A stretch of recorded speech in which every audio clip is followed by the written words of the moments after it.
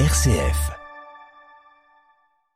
Aujourd'hui, nous partons à la découverte de la 13e édition du festival War on Screen qui se tiendra à Châlons-Champagne du 6 au 12 octobre. Pour en parler, nous recevons Hervé Bougon, programmateur du festival. Bonjour Hervé. Bonjour. Merci d'être avec nous. Hervé, pouvez-vous dans un premier temps nous présenter cette 13e édition de War on Screen et nous dire ce qui la distingue des précédentes? Oui, alors le festival War on Screen, c'est donc un festival de cinéma sur, comme son nom l'indique, sur la thématique des conflits. C'est un festival qui est bien installé sur le territoire de Châlons, du pays de Châlons, du département et de la région. Et c'est un festival qui est très riche puisque le but, avec une programmation extrêmement dense, d'un certain nombre de focus thématiques, des compétitions, eh bien, c'est de faire réfléchir, de faire découvrir, d'évoquer, de discuter d'un certain nombre d'enjeux liés aux conflits un peu partout dans le monde, des conflits d'hier, d'aujourd'hui, éventuellement même des conflits futurs. En tout cas, on peut se projeter dans des conflits imaginaires aussi. Et donc, c'est de faire réfléchir et de rassembler les publics autour de ces questions-là et autour du cinéma. Alors, le cinéma, ici, à War on Screen, ça peut être du documentaire, ça peut être de la fiction, ça peut être de la réalité virtuelle, ce sont des courts-métrages, des longs-métrages. Donc, c'est vraiment tous les formats qui sont proposés ici, Oui. avec plein de points de vue différents, plein de regards différents, des films qui viennent d'un peu partout dans le monde et qui permettent d'avoir un éclairage, d'apporter un éclairage, une sensibilité, de prendre un peu de distance aussi par rapport à l'actualité, mais ça on en reparlera peut-être, de se divertir aussi parce que même si la thématique est assez sérieuse, on peut aussi rire de la guerre, il y a des comédies aussi sur ces thématiques sérieuses. Il y a aussi pendant le festival, mais on y reviendra, des moments un peu plus ludiques, des ateliers, etc. pour tous les publics. Donc le but c'est vraiment de s'adresser à tout le monde, les petits, les adultes, un public plus cinéphile, plus averti, et puis un public plus de curieux, et vraiment les emmener vers ce cinéma-là qui est très très riche, extrêmement riche, de discuter, d'échanger sur les problématiques de chacun des films qui sont montrés. Quels sont les films ou événements phares de cette année et quelles thématiques ont particulièrement guidé votre sélection, Hervé Bougon? Alors bon, on a toujours les compétitions qui sont un peu le côté, les grands moments du festival, avec des films qui sont inédits au moment du festival, donc c'est que des avant-premières de films. Donc là, il y a plein de choses que vous pourrez découvrir dans la compétition long métrage ou court métrage. Ensuite, on a des invités cette année de marque, comme tous les ans d'ailleurs, mais cette année peut-être encore un petit peu plus que d'habitude. On a notamment, puisque c'est un anniversaire cette année, du film La Reine Margot, qu'on va projeter pendant le festival. Et il se trouve qu'autour de cet anniversaire de la Reine Margot, qui est sorti en 1995, on va inviter Danielle Thompson, qui est donc la fille de Gérard Houry, qui a réalisé La Grande Vadrouille. Il y a Jean-Hugues Anglade aussi, l'acteur français, qui viendront discuter de ce grand film de l'histoire du cinéma français. C'est vraiment une des grandes fresques historiques réalisées par Patrice Chéreau. On a Michel Hazanavicius, qui est un cinéaste qui est déjà venu sur War on Screen, mais qui va revenir cette année, puisque Michel Hazanavicius est allé en Ukraine. Il a écrit des carnets sur l'Ukraine. Il est, comme tout le monde, évidemment très touché et sensible à ce qui se trame en Ukraine depuis plusieurs années. Et lui, il a écrit des carnets avec des dessins, etc. Et il viendra en parler pendant le festival. Donc, ce sera une séance particulièrement, sans doute, touchante, surtout pour Michel Hazanavicius, qui navigue à chaque fois entre des films qu'on connaît, qui sont des comédies, des films plus, entre guillemets, plus légers. Oui. Puis il a aussi évidemment fait des films beaucoup plus sérieux, notamment sur la question de la guerre. Il a traité de l'Holocauste de la Shoah dans son dernier film d'animation. Et donc il viendra nous parler de ses carnets. Il y a un autre cinéaste, alors qui est pas forcément un cinéaste très très connu du grand public, mais qui est vraiment un immense cinéaste, qui est un cinéaste ukrainien qui s'appelle Sergueï Loznitsa. Et c'est un cinéaste qui a déjà beaucoup de films à son actif, qui fait pas mal de documentaires, qui a fait quelques fictions, mais qui est aussi très connu pour ses documentaires, qui travaille beaucoup sur la question de la guerre, des conflits, du totalitarisme, de la Russie. Et c'est un cinéaste qu'on voulait inviter déjà depuis 2-3 ans, et qu'on a la chance d'avoir cette année. Donc on va faire un focus sur son travail. Et c'est un cinéaste qui est pas très connu du grand public, mais qu'il faut absolument découvrir, et qui est souvent dans les grandes compétitions internationales, à Cannes, à Berlin, qui a été primé plusieurs fois. Donc voilà, Sergueï Loznitsa, autre cinéaste important. Une grande programmation, on peut le dire, hein, tout au long de la semaine. Oui, c'est très, très riche, hein. Il y a Thierry Frémaux qui viendra, qui est le directeur de l'Institut Lumière à Lyon et qui est le directeur du Festival de Cannes, qui viendra à Chalon cette année pour faire une ciné-conférence ou une masterclass sur les Frères Lumière, sur les films des Frères Lumière, où il y a notamment La Chose militaire qui a été traitée aussi, si je puis dire, filmée par les opérateurs des Frères Lumière. Donc Thierry Frémaux viendra nous présenter ce travail. Voilà, il y a beaucoup de choses. Il y a aussi plein d'avant-premières de films qui sont des découvertes de l'année, des coups de cœur qu'on a envie de partager avec le public de Chalon. Et qu'on peut découvrir d'ailleurs sur le site de l'événement, hein, du festival War on Screen, j'imagine. C'est en ligne, un ciné-concert, un ciné-mix. Tiens, ça, je voudrais si j'ai quelques secondes pour en parler. Ça se passe sur un film incroyable, très très peu connu, assez rare, qui s'appelle Koyanis Katsi, qui est un film des années 80, qui est un film sans dialogue, qui est une espèce de traversée dans l'histoire de notre planète, je dirais, de la modernisation, de l'arrivée de la modernité. Et c'est un film tout en images, qui est une espèce d'immersion visuelle et sonore assez incroyable. Et il sera accompagné sur scène par un DJ avec plutôt de la musique électronique. Donc ça, c'est quelque chose qui pourrait intéresser tous les publics, mais en particulier, j'attire l'attention sur les publics jeunes qui aiment bien ce type de format.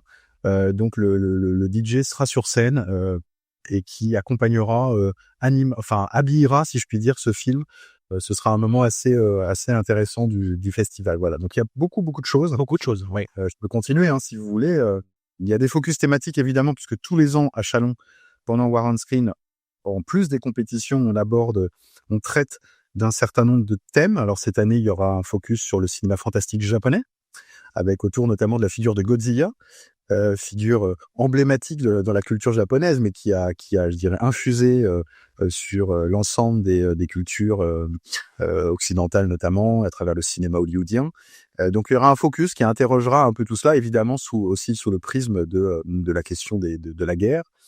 Il y aura toujours, comme chaque année, un focus sur les questions environnementales, puisqu'évidemment la question des conflits aujourd'hui ne peut pas être décorrélée d'enjeux aussi environnementaux, climatiques. Bien sûr.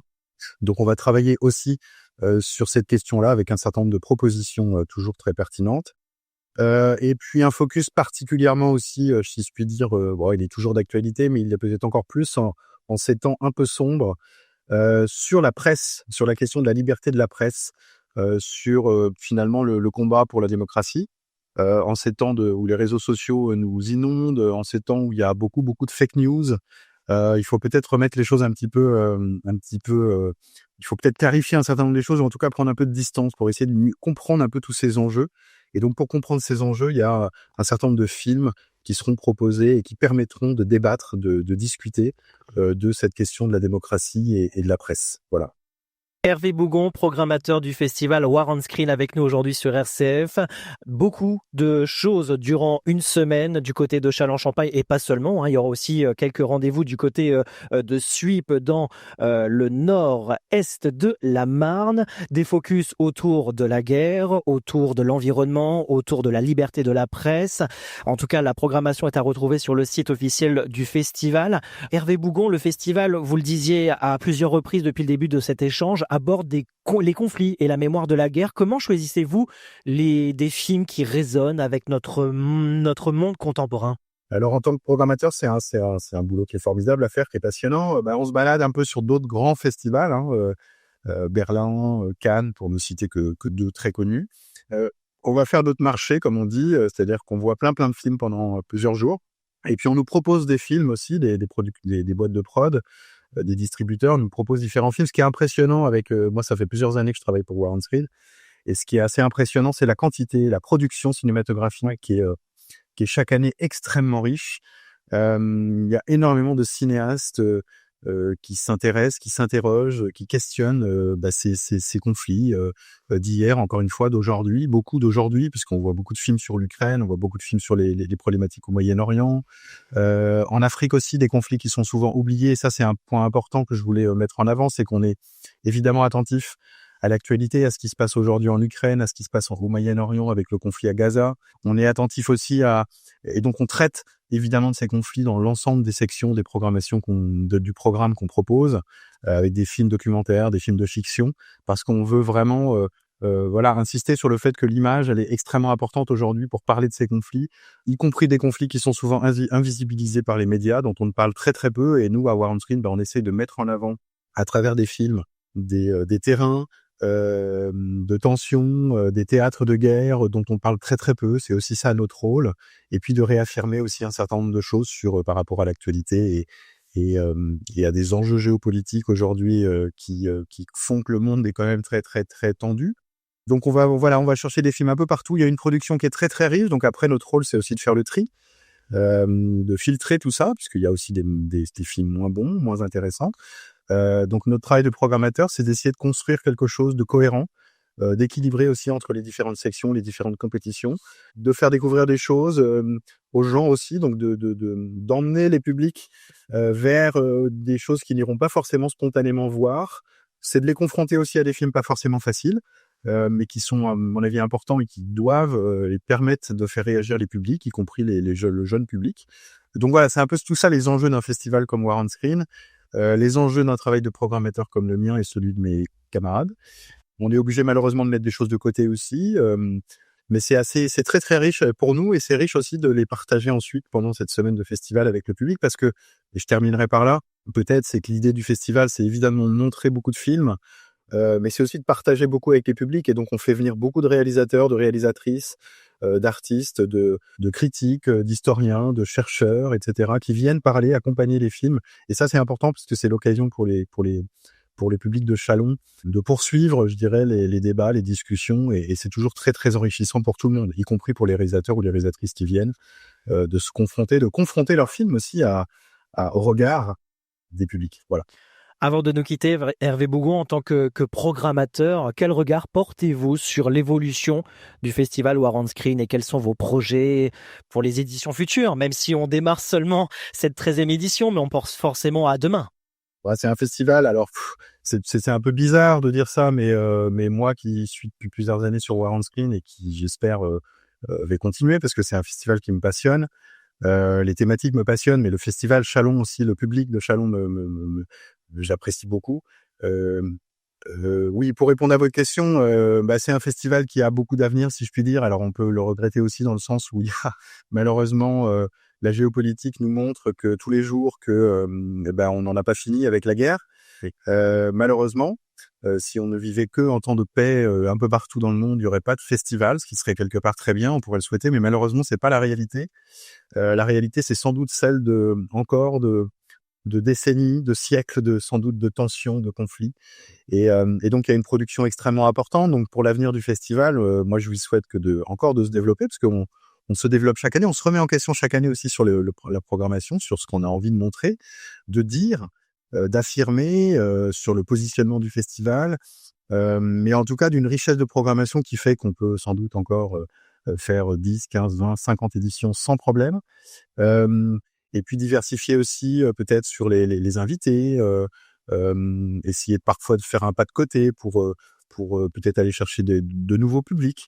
Il faut aussi intéresser le jeune public, et donc faire des propositions d'ateliers pour essayer d'embarquer, si je puis dire, le jeune public dans la manière de fabriquer un film, comment est-ce qu'on écrit un scénario, comment est-ce que les effets spéciaux fonctionnent, par exemple, la question du son. Il y a plein de sujets au-delà des thèmes qui sont abordés dans les films, qui sont absolument passionnants, et puis qui doivent permettre, je le souhaite et j'en suis assez convaincu, que ce festival, il va évidemment poursuivre sa route, et c'est très bien comme ça, et c'est absolument passionnant de travailler pour un festival comme War on Screen.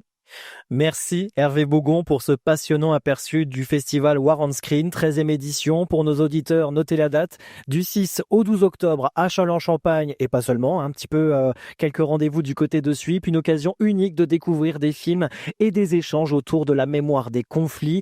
On vous invite à consulter la programmation et à ne pas manquer ce rendez-vous culturel incontournable. Merci Hervé Bougon. Merci beaucoup.